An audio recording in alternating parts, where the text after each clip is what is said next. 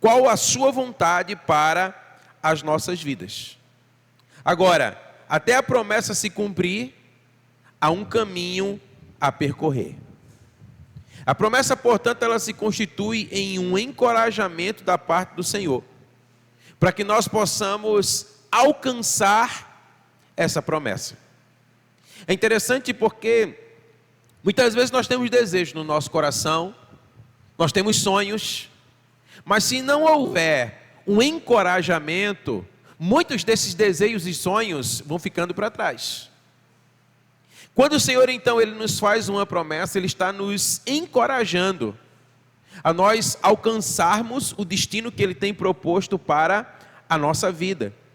Então, a promessa do Senhor, ela vem e encontra o nosso coração para nos animar, para nos fortalecer, para nos impulsionar, para nos empurrar para o nosso destino, amém? E é preciso entender, como nós declaramos, que nesse caminho, um processo é estabelecido. E o processo em si é o lugar onde o Espírito do Senhor ele vai trabalhar em nós. Onde Ele vai nos lapidar e nos transformar para que nós possamos desfrutar da promessa. A verdade é que quando nós vislumbramos algo no nosso futuro, muitas vezes nós ainda não estamos preparados para desfrutar dele. Então esse processo é justamente o tempo do Senhor para nos transformar, para nos lapidar, para que possamos então desfrutar dessa promessa. E assim nós vamos crescendo em confiança, assim nós vamos desenvolvendo caráter, credibilidade, para que possamos desfrutar da promessa do Senhor. Você pode dizer amém? Olha, nesse processo, a perseverança faz com que a palavra que nós recebemos da parte de Deus, ela nos transforme naquilo que nós devemos nos tornar, para que possamos então receber o cumprimento dessa promessa na nossa vida. E eu quero ver com você alguns exemplos que testificam isso que eu tenho declarado nessa noite. O primeiro deles, um dos homens mais conhecidos de toda a Bíblia, Davi. Quantos já ouviram falar sobre Davi aí? Nós aprendemos sobre Davi desde pequenininhos, as suas histórias que nos empolgam. A Bíblia diz para nós que Davi, ele foi ungido por Samuel. A Bíblia diz que ele recebeu uma palavra, uma promessa, de que ele seria rei de Israel. Mas quando Saul recebe essa palavra, ou melhor, quando Davi recebe essa palavra, Israel já tinha um rei, e o rei era Saul. Mas Deus fez Samuel tornar Davi conhecedor de que os céus tinham uma promessa sobre a sua vida, de que ele se tornaria rei de Israel. O que nós percebemos aqui é que a questão não era apenas Davi se tornar um rei, porque rei por rei, Israel já tinha um, e esse era Saul. O que Israel precisava era de um rei segundo o coração de Deus. Você pode dizer amém? Isso demandaria processo, porque a verdade é que Saul não era esse homem. Ele tinha tudo para ser, mas não foi. Então quando Deus declara a Davi que, por meio de Samuel, que ele seria rei de Israel, o Senhor está dizendo que ele não seria apenas rei, mas seria alguém segundo seu coração. Seria alguém que faria a sua vontade. Seria alguém que conheceria o coração do Senhor. E é interessante porque o processo de Davi para se tornar rei de Israel começou no deserto, pastoreando as ovelhas do seu pai. Será que você consegue imaginar comigo, que para alguém se tornar rei de uma nação, ele vai começar pastoreando ovelhas no deserto? Parece que isso não se encaixa muito bem. Você percebe isso comigo? Mas é exatamente isso que a história vai mostrar para nós. E a Bíblia diz que anonimamente, distante dos olhos de todos, no deserto, Davi mata um leão, mata um urso para defender o seu rebanho. Perceba que o Senhor estava forjando algo no coração daquele menino. O Senhor estava preparando alguém quando ninguém via, quando ele era desconhecido de todos. E a Bíblia diz que depois de matar um leão, depois de matar um urso, Davi ele cresce, ele fica grandão.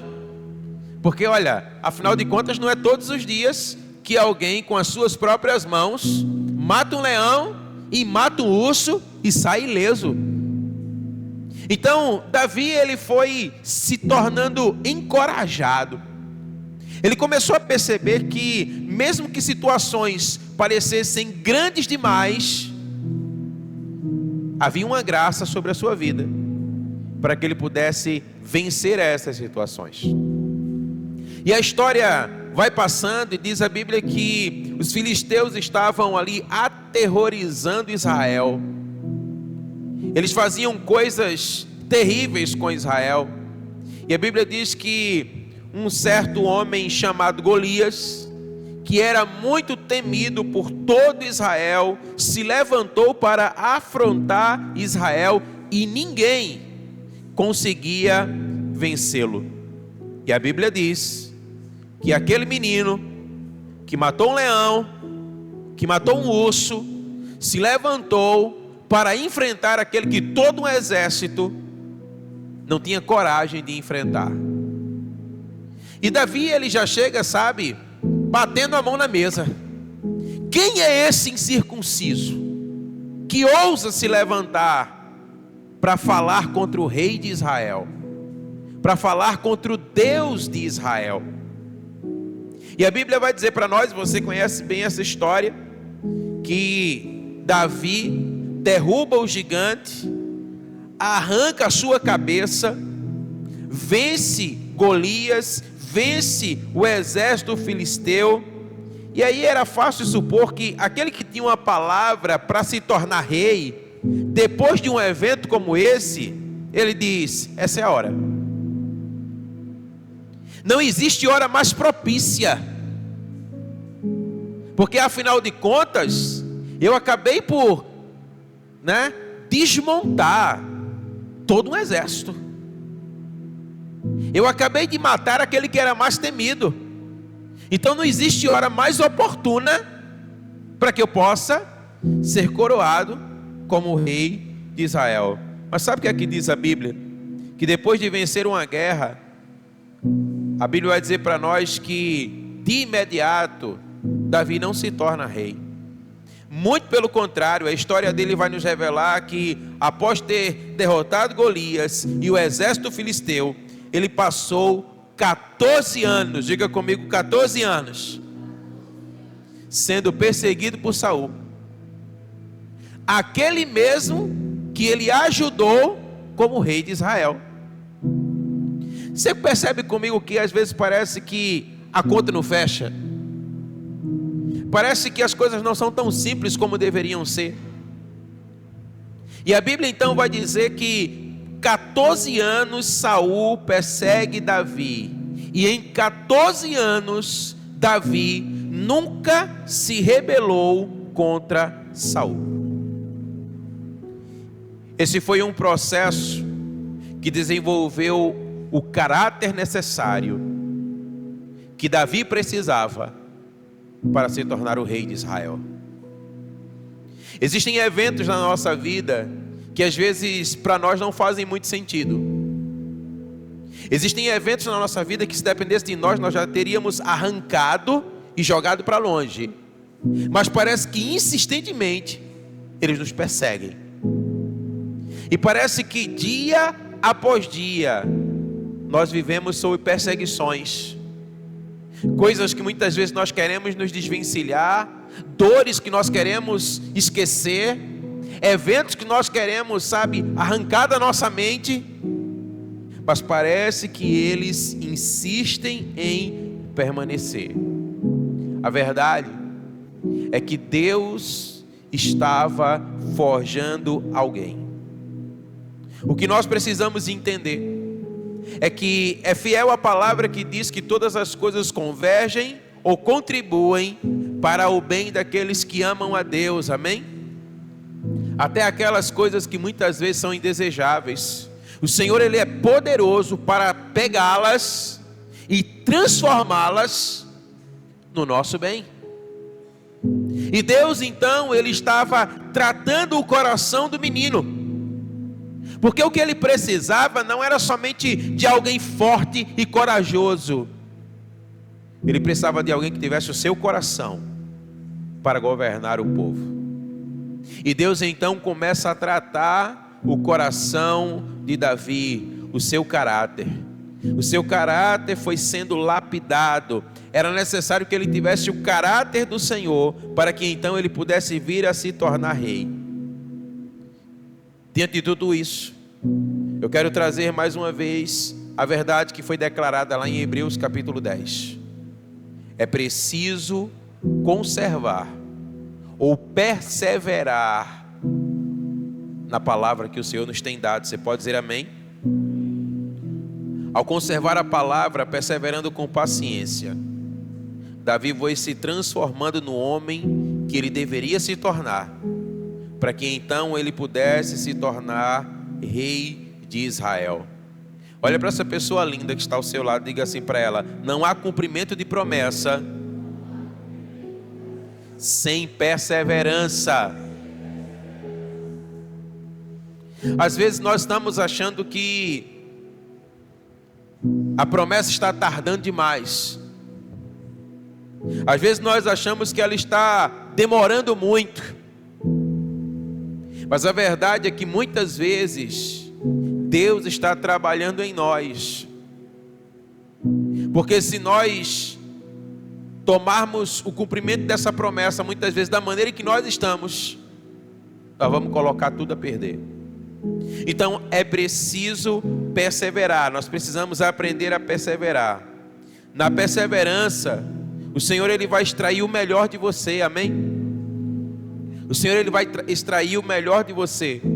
É na perseverança que Ele vai lapidar você. Sabe aquele polimento que traz o brilho? São em momentos como esse que o Senhor está tirando poeiras da nossa vida, tirando o grosso, para que de fato o brilho ele possa vir à luz. Então a perseverança, ela te prepara para a promessa, amém? Então nunca esqueça disso. Nunca esqueça que a perseverança é o ponto de partida. O que o Senhor está dizendo para nós nessa noite é: não desista. Diga isso para a pessoa que está ao seu lado, diga: não desista. Sabe, nós não podemos voltar atrás, irmãos. O Senhor Jesus disse que aquele que lança a mão no arado e olha para trás não é digno dele. A verdade é que quando nós olhamos para trás, nós deixamos para trás uma promessa que está bem diante de nós. Então nós precisamos perseverar. Na perseverança o Senhor trabalha em nós, amém?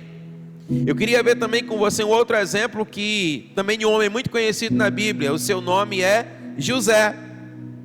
A Bíblia diz que José teve um sonho aparentemente absurdo, de que o mundo se curvaria diante dele. Já pensou que sonho? Gênesis 37, 9. Ele percebe, ele declara isso: olha, o mundo se curva, seu pai, sua mãe, seus irmãos, todos se curvam diante dos seus pés. Olha que sonho assim, né? Tanto é que até o seu pai nessa hora vai dizer, quer dizer que os seus irmãos e eu também vamos nos curvar diante de você? Você está sonhando demais, menino. E a verdade é que parece que às vezes o Senhor ele nos dá sonhos ou nos faz promessas que parecem grandes demais. Mas foi o Senhor mesmo quem deu isso para José. Ele teve uma visão e ele recebeu uma palavra de Deus. Mas nota comigo, ele só alcançou a promessa depois de passar pela cova, ser vendido pelos irmãos, ser dado como morto para o seu pai, ser caluniado pela mulher de Potifar, pela esposa de Potifar, ficar 12 anos preso injustamente numa masmorra, para então o seu sonho se cumprir. Você acha que foi mole para José?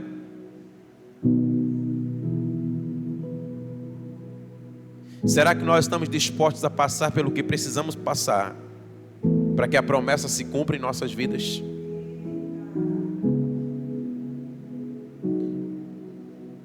Não foi pouco o que José passou, mas sabe o que é que me chama a atenção? Que apesar de tudo isso, ele não amargurou o seu coração. Agora pensa comigo, o que é que José viu que tudo que ele passou não foi capaz de trazer amargura para o seu coração? Porque olha, ele foi lançado numa cova e dado como morto pelo seu pai, ao seu pai, por aqueles a quem ele mais amava, que eram seus irmãos. Ah, mas eles brigavam muito. Isso acontece em toda a família, irmão. Toda família tem uma encrenca. Os irmãos sabem disso, né? Se tem algum irmão que não sabe isso, é porque talvez ele não seja irmão, ele seja filho único. Então já quero liberar uma palavra de fertilidade aí sobre os filhos únicos. Amém? Vão pegando aí em nome de Jesus, para que a família cresça. Amém? Eu vi um amém aí, olha. Algo vai acontecer. Olha aí, ó. Ele está querendo um irmãozinho. É isso mesmo. Então perceba, olha, a Bíblia vai dizer para nós que José, ele não permitiu que a amargura alcançasse seu coração. Antes, a Bíblia diz, ele perdoou os irmãos, ele conservou a promessa. Diga comigo, conservou a promessa. Deixa eu dizer algo para você. Eu não quero em nada, talvez aqui, diminuir as suas dores, as suas aflições. Mas que a palavra nos ensina que o que nós precisamos não é ter os nossos olhos sobre elas. Nós temos uma promessa. E é nessa promessa que nós devemos perseverar. A Bíblia diz que aquele que persevera até o fim recebe a coroa da vida, amém? Então José, por conservar a promessa, ele perdoou os irmãos.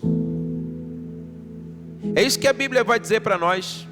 Olha, a cova, o ser vendido pelos irmãos, as calúnias, a masmorra, por incrível que pareça, elas não eram para destruir José, irmãos.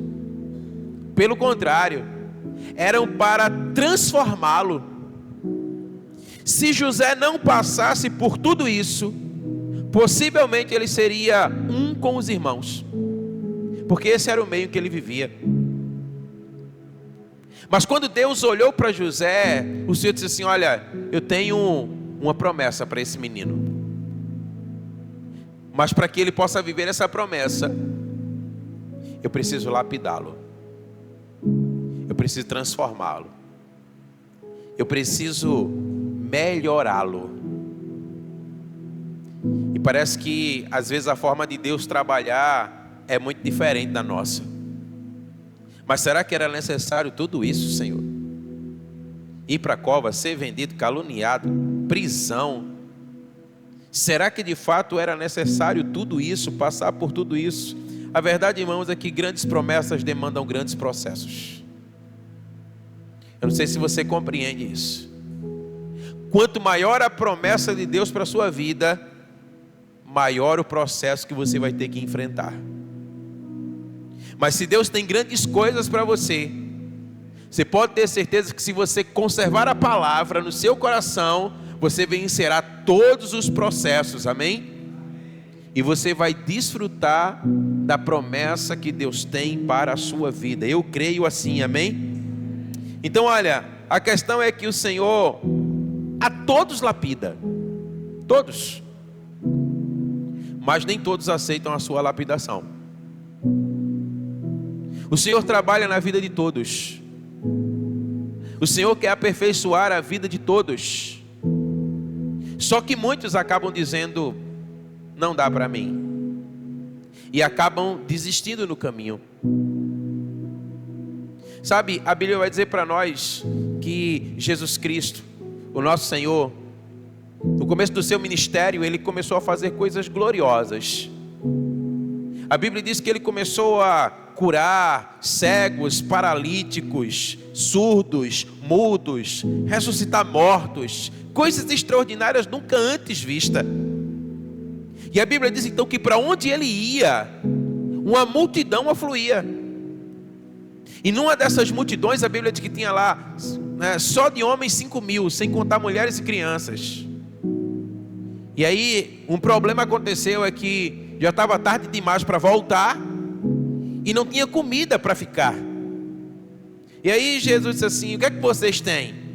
Aí apareceu um pirrainha que disse assim: eu tenho 5 pães e 2 peixes. Aí Jesus pega os 5 pães e 2 peixes, dá graças, reparte e alimenta uma multidão. Depois disso, a Bíblia diz que Jesus ele se retira. E a Bíblia vai dizer para nós que as pessoas percebem para onde ele está indo. E antes dele chegar do outro lado, a multidão já estava lá. E aí Jesus diz assim para eles: vocês só estão aqui por causa do pão. Vocês não estão aqui por causa de mim. Mas eu quero dizer para vocês que eu sou o pão da vida. Jesus estava dizendo: chega, não tem mais multiplicação de pão, não tem mais multiplicação de peixe. Agora é hora de vocês entenderem que eu sou o pão. Muita gente começou a ir embora, porque o que eles queriam era somente o pão. É muitas vezes o que acontece conosco. Sem perceber, muitas vezes nós estamos correndo atrás do pão que perece, e não estamos dispostos a passar pelo processo para que possamos comer do pão que permanece. É nessa hora que Jesus olha para os seus discípulos e diz: olha, você percebe que todos estão indo? Vocês também vão? Sabe, chega um momento assim na nossa vida, e aí nós percebemos que o Senhor ele lapida todos, mas tem uns que desistem no caminho e retrocedem. E o que é que acontece com esses que não perseveram? Não desfrutam da promessa. Não podem desfrutar da promessa. Aqueles que rejeitam a lapidação do Senhor não desenvolvem o caráter e a credibilidade necessária para desfrutarem das promessas de Deus. Agora entenda uma coisa, entenda isso. A questão aqui não é aceitar injustiças e sofrimentos, mas é se escandalizar nelas, perdendo a confiança no caráter de Deus. Será que você entendeu isso?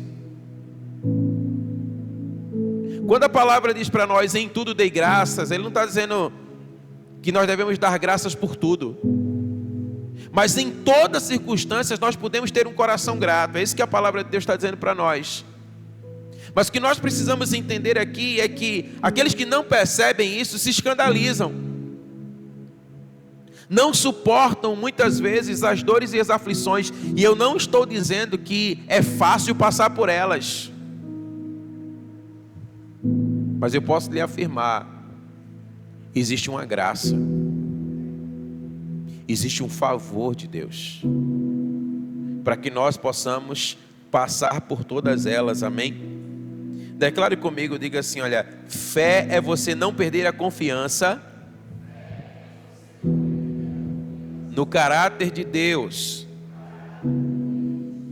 Não perca confiança no caráter de Deus, irmãos.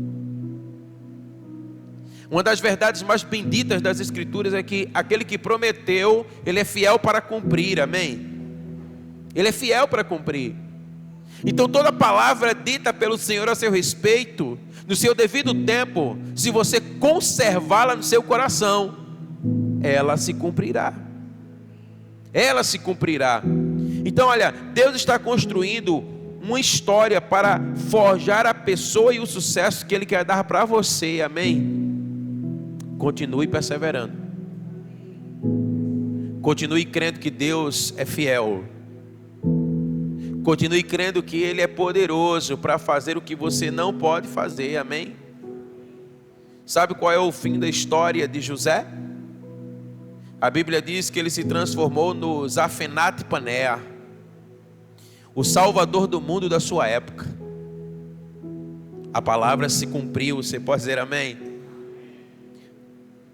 Todo o mundo da época se curvou diante de José.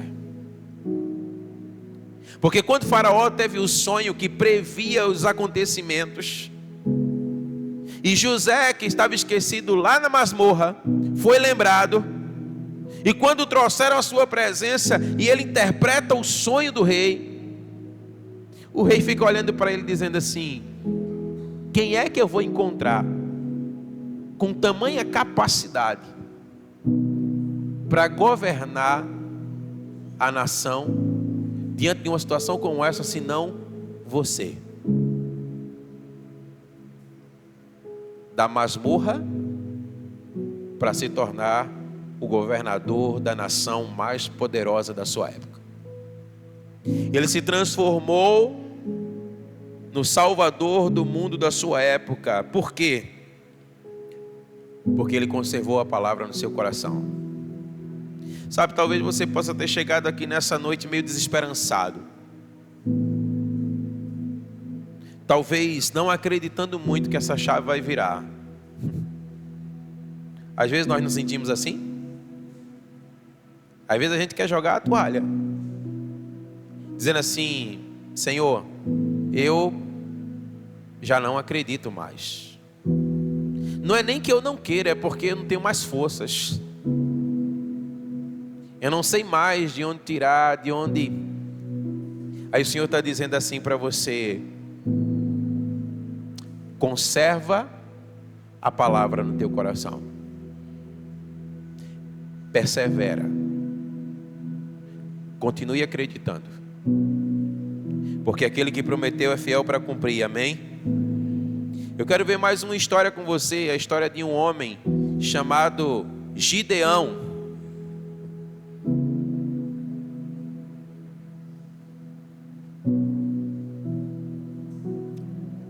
Você deve conhecer a história de Gideão. Gideão, ele recebeu uma promessa. Mais uma vez, a nação de Israel estava sitiada, estava sendo forçada agora pelos midianitas. E o Senhor chega para Gideão e diz assim: eu escolhi você para libertar Israel das mãos dos midianitas. Meus irmãos, essa era uma época onde todo Israel estava se escondendo, entrando nas cavernas, entrando em qualquer buraco que se achasse, porque os midianitas estavam vindo com tudo para cima. Aí o Senhor aparece para Gideão e diz: é você, cara, você é o escolhido, você vai libertar o meu povo da mão dos midianitas. Sabe o que é que a Bíblia diz? Primeiramente, ele prova essa palavra. Ele diz assim: olha, Senhor, isso não faz muito sentido,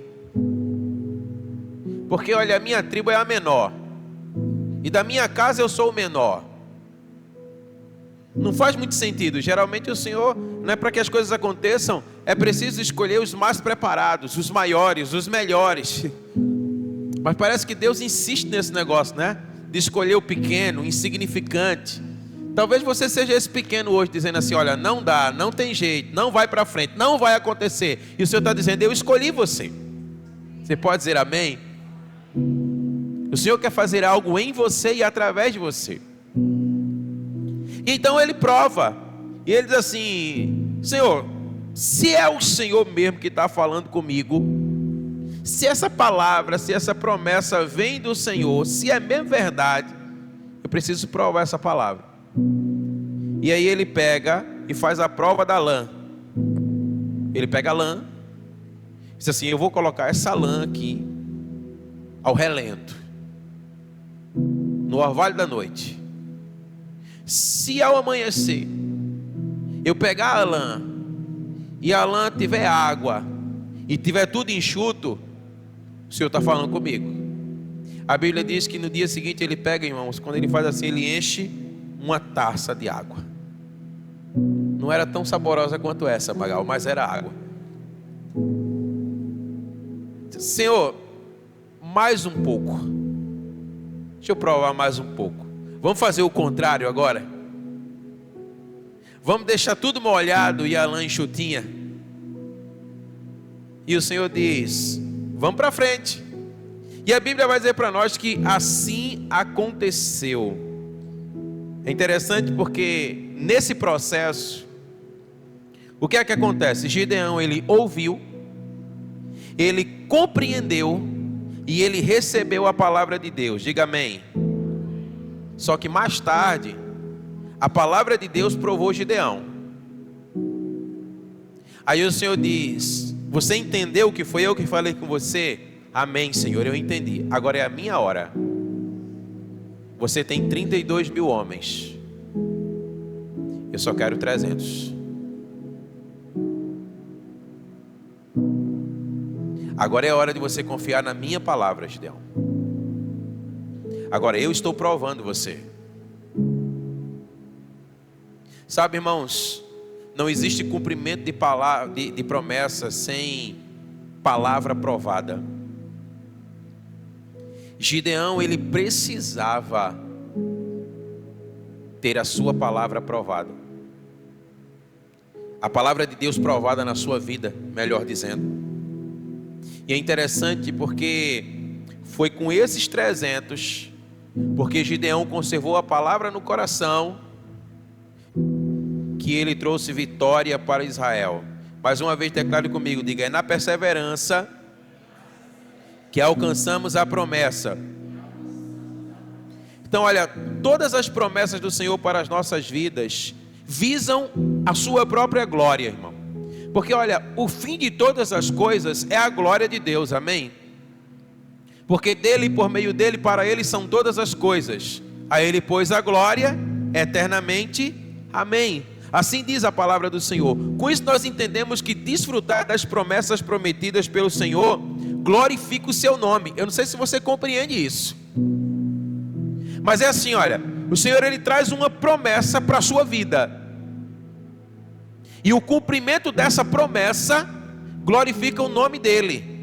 Não tem ninguém que esteja mais empenhado em cumprir essa promessa do que o próprio Deus. Por quê? Porque o cumprimento dessa palavra na sua vida vai dar glória ao nome dele. Então ele está empenhado em cumprir todas as suas promessas, amém? Viver uma vida abundante e gloriosa na terra glorifica o nome do Senhor. Essa é a vida que ele tem para você. Lá em 1 João 3,8 diz assim: olha, aquele que vive praticando o pecado, esse não é de Deus. Porque aquele que veio da parte de Deus, ele veio exatamente para isso, para aniquilar as obras que são do diabo. Agora, como temos visto, não há cumprimento de promessa sem a conservação da palavra. E a esse respeito, eu queria que você pudesse atentar comigo acerca da produtividade da semente da palavra no nosso coração. Quantos estiveram aqui quarta-feira passada? Vamos fazer assim, faz uma onda de glória aí. Pronto. A gente viu na quarta-feira passada que a palavra de Deus, semeada numa boa terra, frutifica para a vida eterna. Você pode dizer amém? E eu não sei se você recorda, mas eu vi com você 3 textos. Um em Mateus, um em Marcos e um em Lucas, que falam sobre esses aspectos da frutificação da palavra. E eu queria que você notasse algo comigo hoje. Primeiro, coloca aqui para nós Mateus 13, 23. Presta bem atenção, porque os textos que nós vamos apresentar aqui, eles parecem dizer a mesma coisa, mas eles não dizem. Primeiro, Mateus 13, 23. Diz assim, olha: mas o que foi semeado em boa terra é o que ouve e compreende. Diga comigo, ouve e compreende. Ele ouve e compreende o quê? A palavra. Olha, e a palavra dá o quê? Fruto. Um produz 100, outro 60 e outro 30. Diga comigo, 100, 60 e 30. Sabe o que é que nós percebemos aqui? Diga comigo, regressão de produtividade. Você percebe que começa do maior para o menor? Exatamente isso que o texto está dizendo: 100, 60 e 30. O que Mateus está dizendo para nós é que apenas ouvir e compreender a palavra não é suficiente. Diga comigo, não é suficiente para uma produtividade crescente na nossa vida, irmãos. Sabe por que muitos não estão desfrutando da promessa? Porque só ouve e compreende. E para por aí. A palavra é poderosa, ela chega como uma bomba. A palavra ela chega trazendo a sua totalidade. Mas se você só ouve e compreende, 100, 60, 30. Você vai perdendo ao invés de ganhar. Porque você só ouviu e compreendeu. Você está comigo aqui, amém? Mas não para por aí. Ao contrário de Mateus, Marcos fala de uma produtividade progressiva. Abra aí para nós, lá em Marcos.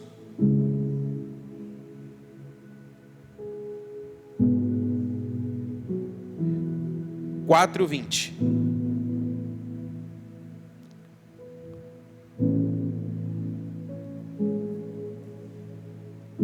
E estes são os que foram semeados em boa terra. Todos os que ouvem a palavra e a recebem. Diga comigo, ouvem a palavra e a recebem. Aí o texto diz, e elas fazem o quê? Dão fruto.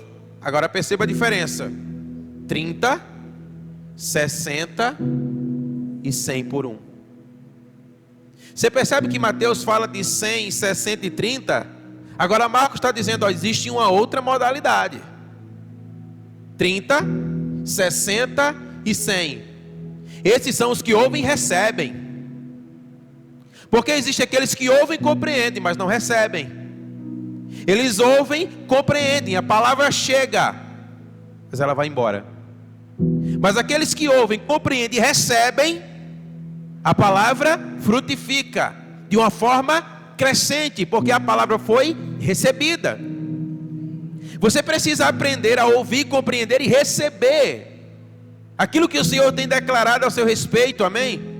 Quando a Bíblia diz para nós que nós somos mais do que vencedores, irmãos, o mundo pode estar caindo de ponta cabeça, eu sou mais do que vencedor, amém?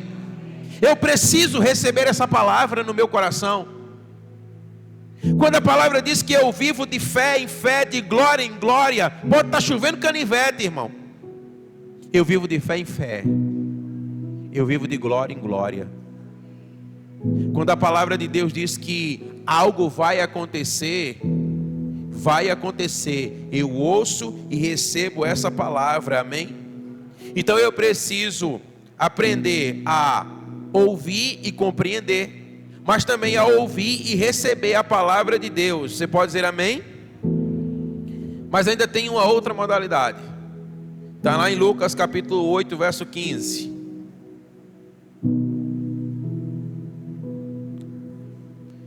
E aqui caiu em boa terra. Esses são os que, ouvindo a palavra, diga comigo assim, conservam num coração honesto e bom, e dão fruto com perseverança. Você pode dizer amém? Sabe o que é que nós percebemos aqui? Lucas diz, aquele que conserva a palavra não tem limites, sempre vai frutificar com perseverança. Você está entendendo? Com perseverança ela dá fruto. Sabe que aqui eu e você precisamos aprender? O reino de Deus, ele é abundante, o reino de Deus, ele é generoso, amém? Deus tem o melhor para a sua vida. Talvez você possa dizer assim: pastor, a minha vida não está lá essas coisas não. Você ouviu, você compreendeu a palavra nessa noite, diga amém. Você ouviu, você recebeu a palavra nessa noite, diga amém. Você ouviu e você conservará essa palavra no seu coração, amém? Sabe o que é que a palavra vai dizer? Você vai dar fruto, você vai frutificar. Houve um tempo, irmãos, na minha vida em que eu achava que eu não queria vencer, que eu seria só mais um. Mas a palavra caiu em boa terra. Mesmo sem ter conhecimento, compreensão disso tudo aqui, o Espírito me levou a perseverar. A perseverança me fez frutificar. E hoje eu estou aqui. Mas essa não é somente a minha história. Essa também é a sua história. Há uma graça de perseverança sendo derramada nessa noite aqui nesse lugar, amém? Vamos fazer diferente hoje. Eu quero convidar você a sair do seu lugar e você se jogar aqui no chão. Sai do seu lugar, vem para cá. Pode aumentar um pouco esse som mesmo aí.